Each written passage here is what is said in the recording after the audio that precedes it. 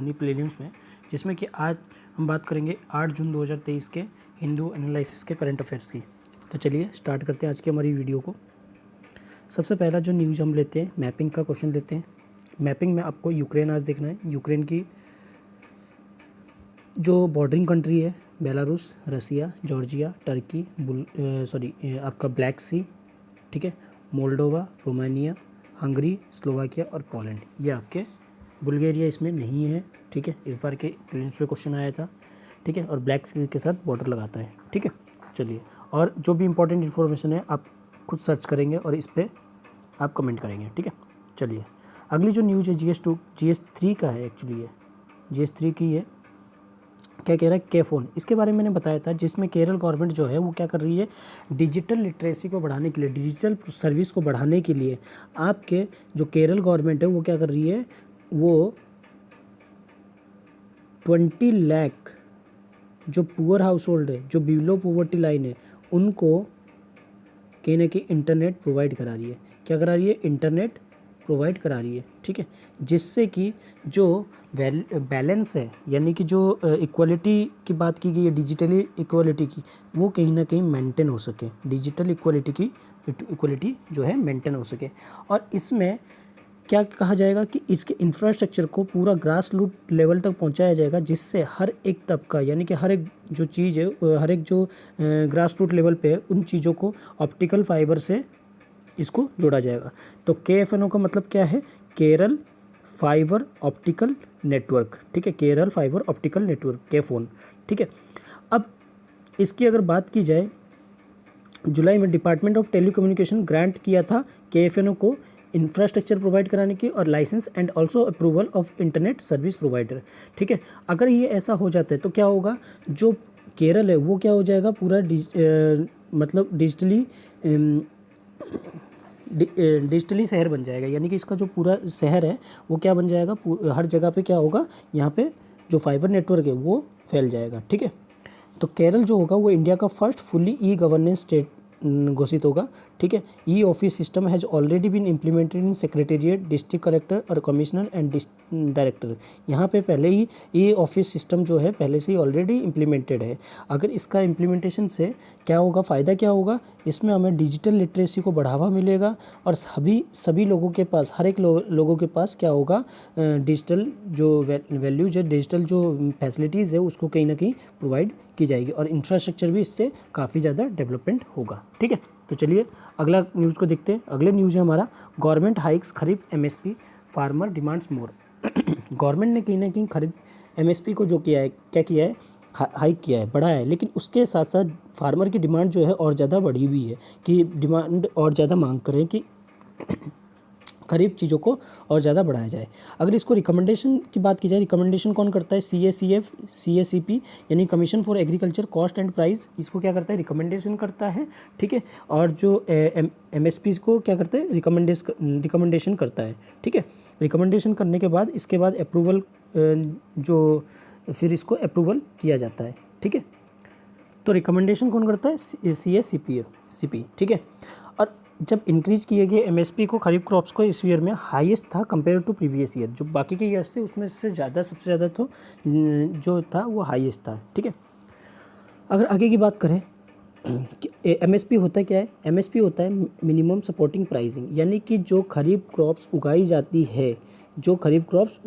है उसके ऊपर कितना आप क्या दे रहे हो, MSP दे रहे हो, यानी कि सपोर्टिंग प्राइस दे रहे हो। गवर्नमेंट जो है वो सपोर्टिंग प्राइस देती है फार्मर को कि इतनी से नीचे आप तो इस फसल को जो है बेच नहीं सकते, यानी कि अगर किसी फार्मर से वो खरीदती है तो इतने ही रेट पे, मान लो 200 के रेट पे फिक्स है, तो 200 से नीचे के रेट पे आप नहीं खरीद सकते, वो MSP होती है, ठीक है।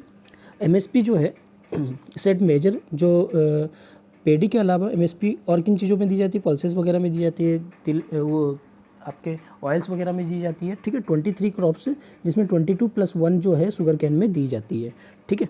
अगर हम बात करें MSP की, MSP is the moong 80 8,558 quintal पे दिया गया है और इंक्रीज़ किया गया है 803 रुपीज़ लास्ट ईयर से।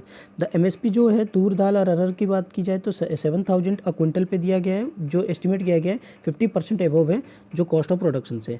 ठीक है, अब सेंटर ने प्रॉमिस किया है जो एमएसपी है उसको कम से कम 1.5 टाइम्स जो है ऑल इंडिया वेट के एवरेज की कॉस्ट के हिसाब से प्रोडक्शन करेगी। ठीक है, एक्सपेक्टेड जो मार्जिन है फार्मर्स की ओवर कॉस्ट ऑफ प्रोडक्शन पे एस्टिमेट कितना किया गया, हाईएस्ट जो है वो बाजरा है 82%, उसके बाद तूर 58% जो मैंने बताया ऊपर, उसके बाद सोयाबीन में और उड़द में 51% की एमएसपी जो है बढ़ोतरी देखी गई है। ठीक है, तो ये इसका न्यूज़ था। अगले बढ़ते हैं हम लोग अगले न्यूज़ की तरफ। India US review export control regulation. देखिए सबसे पहले क्या है, इंडिया और यूएस कहीं ना कहीं किस चीज़ के लिए जुड़े हुए हैं, एक दूसरे की इंफ्रास्ट्रक्चर शेयरिंग के ऊपर। मैंने उस दो क्लास में पहली बात किया था कि इंफ्रास्ट्रक्चर कहीं ना कहीं इसमें बहुत ही इंपॉर्टेंट रोल निभाती है कि किसी की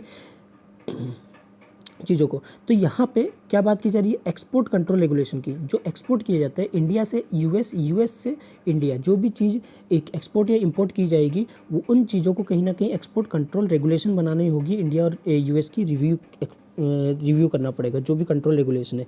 और कहीं ना कहीं जैसे इंडिया है, इंडिया अपने मार्केट क्यों नहीं खोलता है, और यूएस क्या चाहता है कि इंडिया अपनी मार्केट खोले जिससे कि यूएस की जो चीज़ें हैं वो कहीं ना कहीं बिकना स्टार्ट हो। लेकिन इंडिया क्या होता है, अपनी मार्केट नहीं खोलता है, क्योंकि अगर वो मार्केट खोल दिया जाए तो बाहर की प्रोडक्ट जो है सस्ते रेट में आने लगेंगे, जिससे इंडिया का जो प्रोडक्शन है या इंडिया की जो वैल्यू है वो कहीं ना कहीं गिरेगी। तो जिसके कारण से इंडिया जो चाहता है वो नहीं करना है। लेकिन और बाकी चीज़ों में जैसे टेलीकॉम हो गया, स्पेस हो गया, आपके सेमीकंडक्टर हो गया, क्वांटम हो गया, आर्टिफिशियल इंटेलिजेंस, डिफेंस, बायोटेक, इन सब में कहीं ना कहीं इसको टेक्नोलॉजी डेवलपमेंट की ज़रूरत है। और साथ ही साथ इंडिया एक्सपोर्ट की रेगुलेशन को भी मेंटेन करने की ज़रूरत होती है, यानी कि दोनों तरफ से इनको रेगुलेशन करने की ज़रूरत है। ठीक है, अब ये इससे क्या होगा, चेंज इंस्टेंट क्या होगा। हालांकि यूएस जो है इशूड कर रखा है नंबर ऑफ स्टेट्स को इमीडिएटली आफ्टर रशियन इन्वेजन, ये क्या क्या रखा है, of Ukraine, calling for India to reduce the its military ties with Russia. ठीक है, इंडिया को कह रखा है कि मिलिट्री टाइज जो है इंडिया रसिया के साथ कम करें, फोर्स रशियन ऑयल, और रसिया की जो ऑयल है उसको भी बंद करें, और साथ ही साथ वेस्टर्न का साथ दें।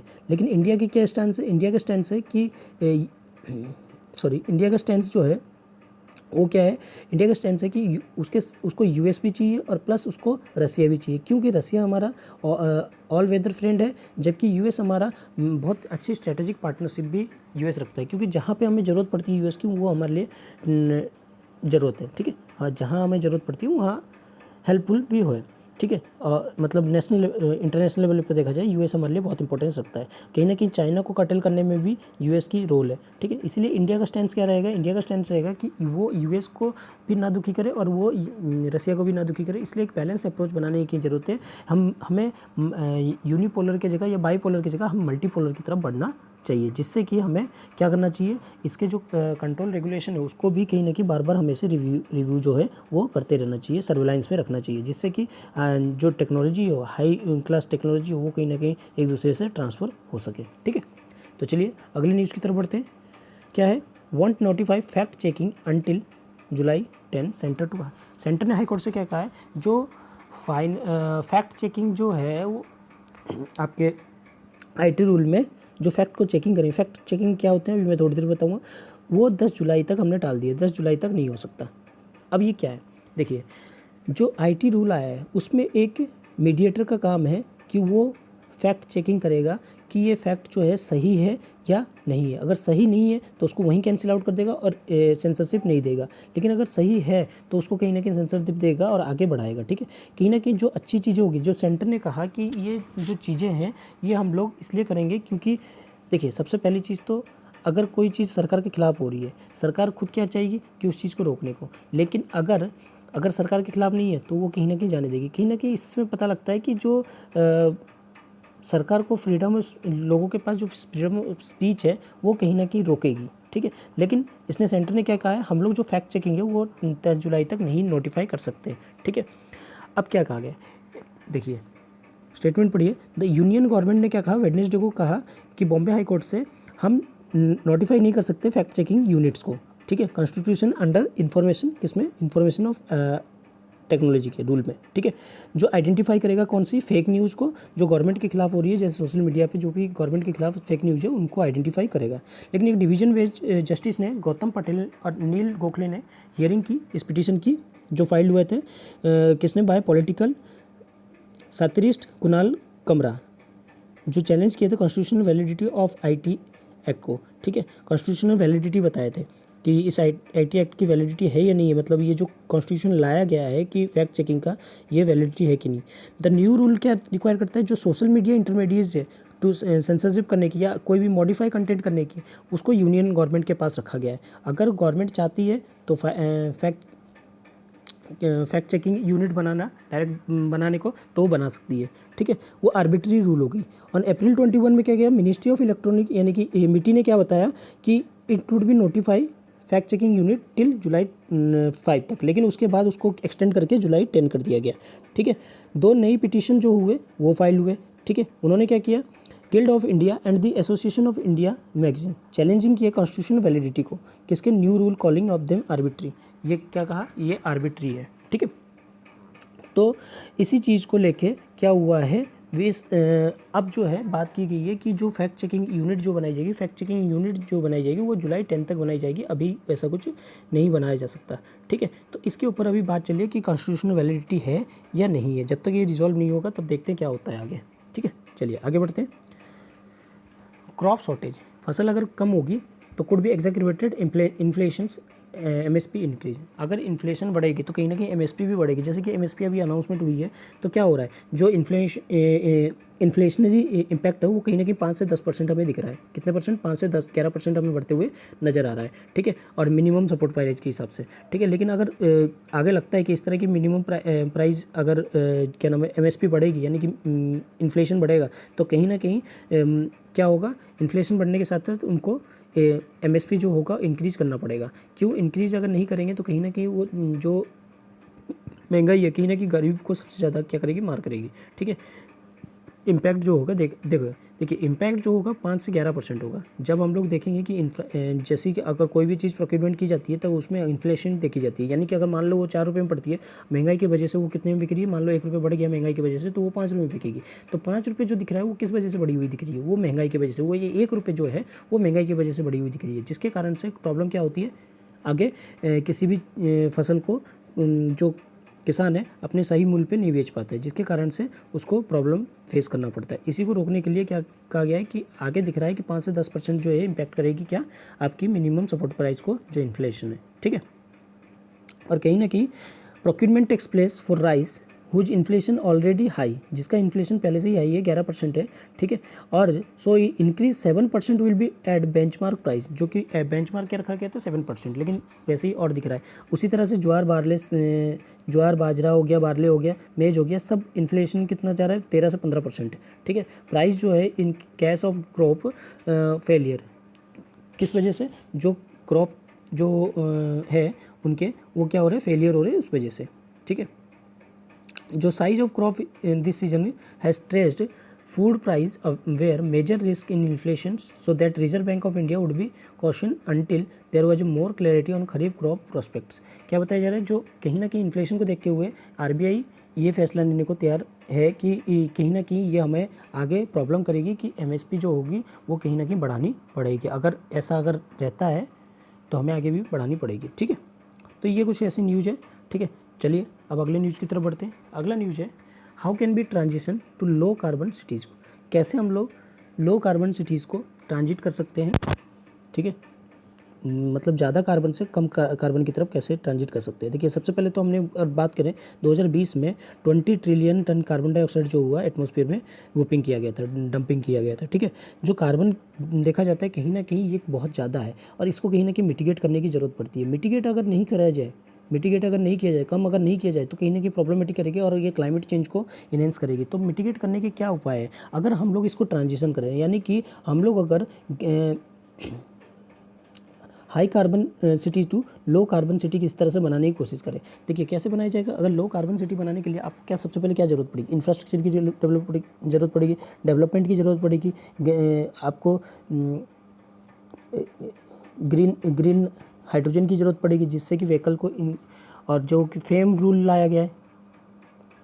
ठीक है, आपको इलेक्ट्रिक कार की ज़रूरत पड़ेगी, इलेक्ट्रिक बस की ज़रूरत पड़ेगी। इन सब चीज़ों के जरिए आप क्या कर सकते हो, मिटिगेट कर सकते हो या ट्रांजिशन कर सकते हो इलेक्ट्रिक। और सोलर एनर्जी में भी आपको स्पेंडिंग करना पड़ेगा, यानी कि आपको बजट के साथ साथ आपको इन्वेस्टमेंट में भी अच्छा खासा ध्यान देना पड़ेगा। अगर इन्वेस्टमेंट ठीक जगह पे नहीं होगी, इन्वेस्टमेंट सही जगह पे नहीं होगी, कहीं ना कहीं प्रॉब्लमेटिक क्रिएट होगी।